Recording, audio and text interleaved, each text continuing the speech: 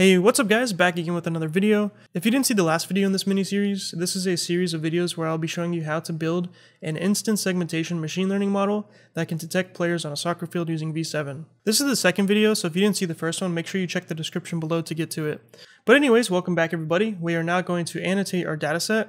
So this is going to involve going into individual images and using our player polygon class that we created last time to label players that we see in the image. I'll be showing you how to do that and also the other tools that you can use to annotate images in V7. One of those tools is called the Auto-Annotate Tool, and it actually saves you up to 10 times the amount of time you would spend otherwise. And there's actually a new update to it that allows you to use Meta's new Segment Anything model that has been integrated into the Auto-Annotate tool, so it's going to allow you to annotate stuff even more effectively. So we're going to check that out as well. So yeah, let's get started. Let's go ahead and take this image that we have here, image.jpg. We can go ahead and open it. So as an admin, we can start annotating it right away, but the proper thing that you'd usually do is send it to the annotate stage for it to be annotated. So that's what we're doing now by clicking that button up there. And now we can see that the next button is send to review. So that's going to send it to the review stage once we're done annotating.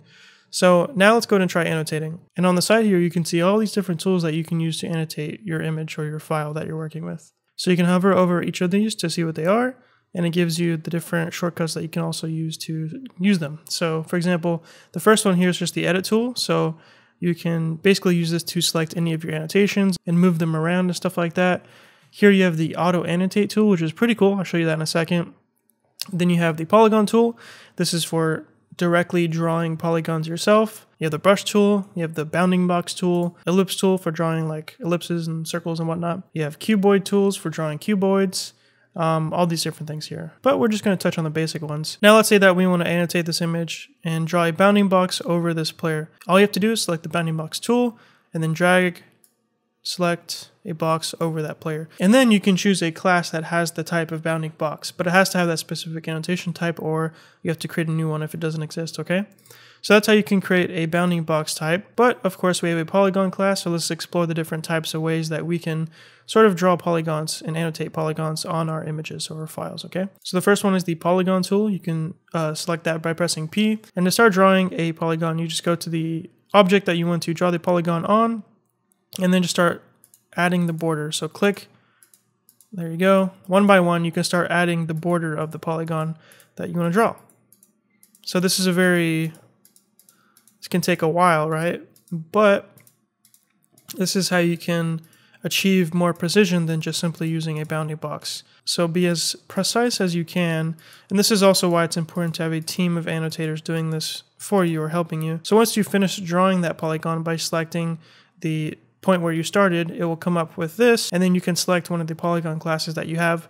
Of course, I only have one player polygon class, so I'm going to select that one, click save, and now we have drawn our first player annotation. There we go, and we can actually see all of the different points that make up the polygon. Now, obviously, drawing a polygon manually, especially for complex shapes like a human, in this case, look at this guy, that would be hard, and not hard, but tedious to draw.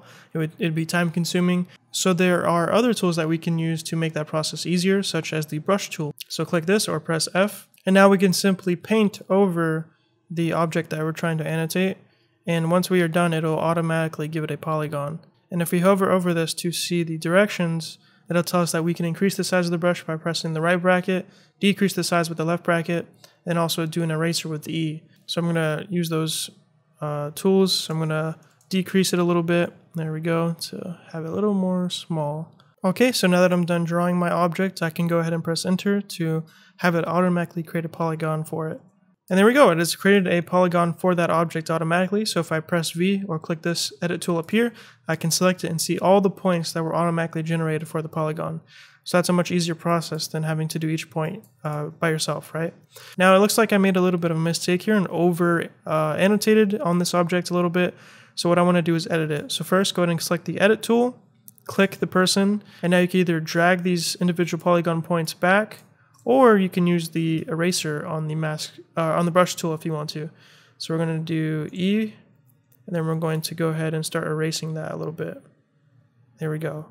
And now that we're done, I'm just going to press enter, and now the polygon has been adjusted and the points have been adjusted as well. Now, there's actually an easier method than both of those methods, so easier than drawing it yourself or using the brush tool, and that is using the Auto-Annotate tool. By pressing N or just clicking this, you can select it, And then all you have to do to use the Auto-Annotate tool, we'll use it on this guy here, is draw a box around the object that you're trying to annotate. So we're going to draw a box around this guy, let go, and then using machine learning, it's going to automatically try and give this guy a polygon. You can see that it's not perfect, so what we can do is select the parts that we don't want, click inside the polygon, and it will take that part out. So you can adjust the polygon that has been generated for you. And if there's parts that you want to add into it, you can go ahead and click them. So you can see it's trying to add the arm here. The arm is not very visible, but it's trying at least. So we can add or remove it. So we just added it by clicking and it added this point here. So we can unclick it and it will remove that part of the polygon. So pretty powerful tool overall. It generates the polygons for you or tries to. And then if you want to make any corrections, it lets you do that very easily just by clicking inside or outside. Inside to remove stuff, then outside to add new stuff. So we can go ahead and add this arm back if you want to. We can add this part. We can make sure it's perfect. There we go. There we go. Looks pretty good to me. So once you're done with that, just click outside and it has created a new polygon for that player. So we can press V again or click here, select the new polygon. You can see that it's very detailed with the amount of points that it has. So very nice. So let's try using it again on this guy here. So this is a more complex shape that would take more time to draw, I would say, or even this guy. But let's draw a box around him and see if it selects the right stuff. We want to make sure it does not include the ball as well as this other player here who is overlapping him. Let's see what it does. So let's go ahead and draw a box around it using the Auto-Annotate tool. And boom, it pretty much annotates him almost totally, so we can add on to that if we want to perfect it. That's pretty good right there. And then we need to remove the ball, so we'll click the ball, and there we go, it removed it perfectly. And let's fix that up a little bit. Awesome, that's pretty good. So we just click outside now, and now we have generated a new polygon for this player here. And we can go ahead and perfect that in many ways if you want to after the fact, so we can use the eraser tool. We can again select him using the edit tool and just redraw these individual points, or move them back rather. So there's a lot of versatility in how you can do your annotations with V7. Like I said before, annotating with V7 is actually up to 10 times faster, which is, very obvious considering the really cool tools that they provide to you and how easy they are to use. So we have drawn 4 polygons now with pretty good precision. Okay, so now I'm going to show you the new feature that I mentioned. I'm recording this part after I recorded the other part, so this feature just came out. But once you click this Auto-Annotate tool button here, you're going to see that all these little squares come up, and that's just it analyzing the page. And you can see that as you hover around the page, it's going to start highlighting things differently depending on what you hover over, okay? But before we do that, you can go up here to the top left, and this is where you can select either the generic Auto-Annotate tool model that I showed you just a second ago, or you can select the new Segment Anything model. And these two things are very similar. They both enable you to automatically create polygons for different objects within your image, and there are different machine learning models for doing that. But the Segment Anything model is provided by Meta, the company behind Facebook, and it works a little differently. You can do whichever one you prefer, but let me just go ahead and show you the new one, how it works, okay? So click this one, and as you can see here, like I said before, when you hover over different objects in the image, it's going to try and make a polygon for it. So we can see that if we hover over this player here, it creates an almost perfect polygon for that player automatically. So we can go ahead and click that player, and boom. Now the object has been selected. So this is essentially a preview of the polygon if we decide to save it at this moment. It looks good to me, so if you want to save this polygon, go ahead and click save, or you can press enter. So now you can select the player class that you created before. Ignore this one that I have here. This was just for testing something. So click save, and boom, now we have created a new player polygon class really fast. So I'm going to click away off of that one. And then let's say that we want to do a different player, so the one that we just did before, this one here.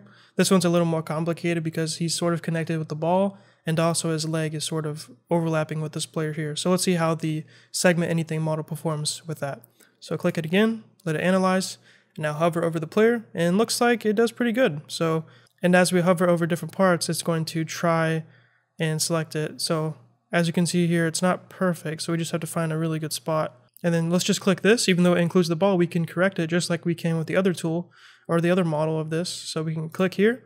And then now to remove just the ball, you just click the ball, and there we go. It removes it. But it also removed this part. So we're going to click this part again, and it adds it back. So you just have to correct it just like you have to correct the other one. Same idea. So it's going to try its best to give you a polygon that makes sense based on the input that you give it. So just like the other model, if you want to remove part of the polygon, you click inside of it. If you want to add a new part, you click outside. So if for some reason we want to add this player to the polygon, we can click him, and now he's added to it.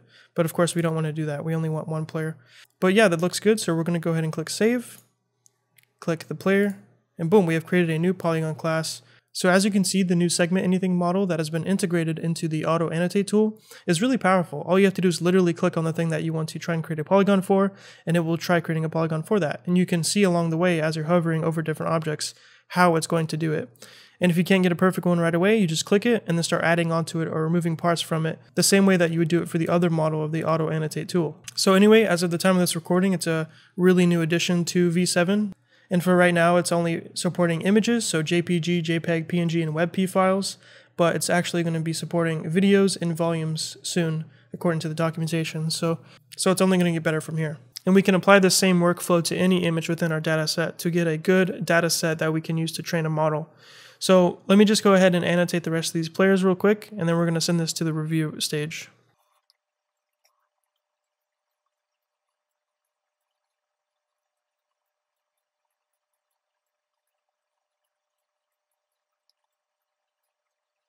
By the way, I want to mention that the fact that these two players are overlapping and the fact that we're able to draw two different polygons that overlap on one another is very important, because when we train an instance segmentation model, it'll be able to do this overlapping and give you outputs that have overlapping within it.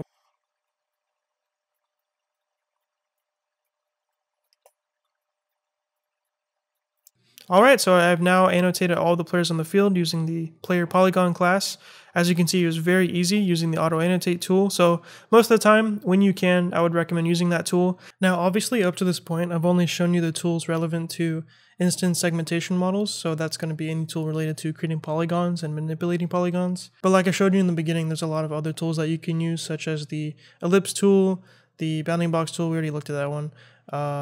The cuboid tool, the polyline tool, keypoint tool, and other tools out there. But we do not need to use these in this video, so that's why I'm not going into detail on how to use those. If you are curious on how to use those other tools, there's plenty of documentation by V7. Just look on their website. That includes videos and written documentation that you can take a look at, and you'll be able to learn a lot more on that. Another cool thing you can do while annotating images with V7 is change some of the image settings. So you can click this here, and this is going to open up the image manipulation tab. And then you can start changing some of these settings, like the color settings of the image, so the brightness of it, so it'll make things sort of pop out more. The contrast, so there's high contrast. The image saturation, which I think is pretty cool. And there's a couple of different reasons why you may want to do this. In my particular experience, I think that this is useful for certain situations where you want parts of your image to stand out. So if you want to really have the players on the field stand out, you can sort of play with these three different dials here to make them stand out. So sort of up the saturation, up the contrast a little bit, and then change the brightness a little bit, and they sort of start to stand out a little bit more. That's just for you to play with. And then you have some more advanced tools here, like the Windows levels. I'm not going to lie, I don't have too much experience with this tool at the moment, or this setting at the moment, but this is another way to change how your image looks. And then you can also invert the image, which is cool. You can do pixel view or not. The annotation fill opacity, so that will change that, as you can see right here. So that changes that. And then you have the border opacity. And if you find that you're liking these settings in a certain configuration every time that you work with these images, especially if you have a lot of similar images, you can set a preset. So you can go to here, and if there's not a preset, you can click add, and you can set a preset that you can also assign a hotkey to. So whenever you're annotating, you could use that preset, or you can press the hotkey and it will apply that preset, so you have your image looking in a certain way with the images that you have set the preset to. So that's just one other way you can make your annotation process a lot easier. Another thing that might be helpful to you is this tab here. This is going to open up the keyboard shortcuts tab. So this will tell you all the different shortcuts you can use within the V7 annotator tool. I think this particular one down here is most useful in my opinion, just for the type of thing that we're doing here at least. Because especially when you're starting to use these different tools and you're using a lot of different ones, you may want to remember some of the shortcuts so you can start annotating a lot faster. So if you find yourself doing a lot of annotation, it may be helpful to learn some of the shortcuts so you can do it faster, okay? But now that we're done annotating this specific image here, we can send it to the review stage. All right, so now it's in the review stage. As you can see, it automatically put us into the review stage. And me, since I'm an admin and I own this data set, I can automatically mark it as complete. If you were just a worker who was annotating that image and you sent it to the review stage, then you wouldn't be able to do that unless you're marked as a reviewer on the review stage. So just be aware of that. So now we can send it to the complete stage. Okay, so now that the image is fully annotated and in the complete stage, we can then use it to train a model, which is going to be very cool. But before we do that, let's go back to our data set.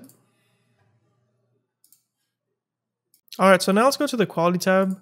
And in the quality tab, you can see a representation of the quality of your data set. So how many different instances of classes that you have.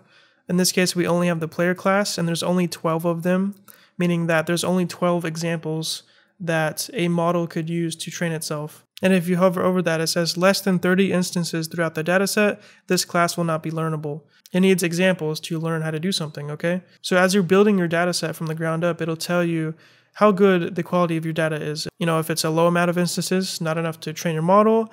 If it's underrepresented, meaning there's a unequal distribution of the amount of classes that you have within your model, or within your dataset rather.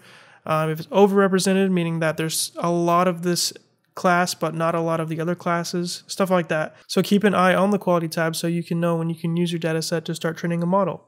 Now you can also see the dataset progress here, so this will tell you the overall progress of your dataset. So basically what stages your files are in. So for example, here we have 2 files total. One of them is just in the regular first stage, so it needs to be annotated still basically.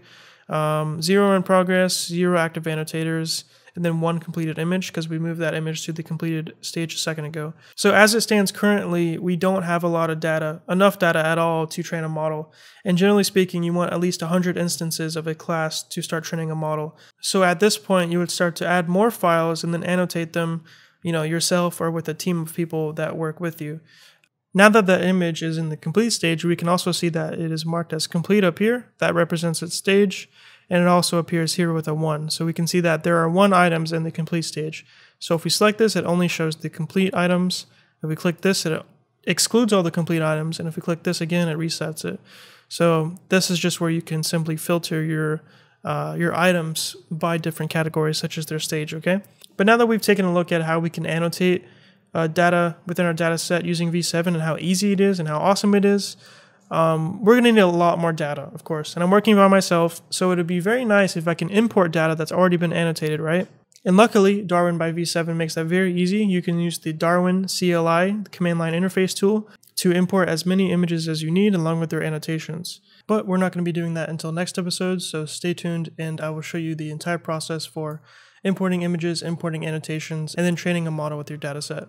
So stay tuned for that. Hopefully you're excited. Hopefully you learned a lot in this episode and hopefully you enjoyed it. I want to take a second to also thank all the members on my channel. If you see yourself on the screen right now, I really appreciate you for watching my videos and becoming a member. I really appreciate your support. If you want to become a member yourself though, you can join for at least 99 cents a month and you get some cool perks like a cool rank on my Discord server. You get yourself on the screen like you see right now, and you also get early access to new videos.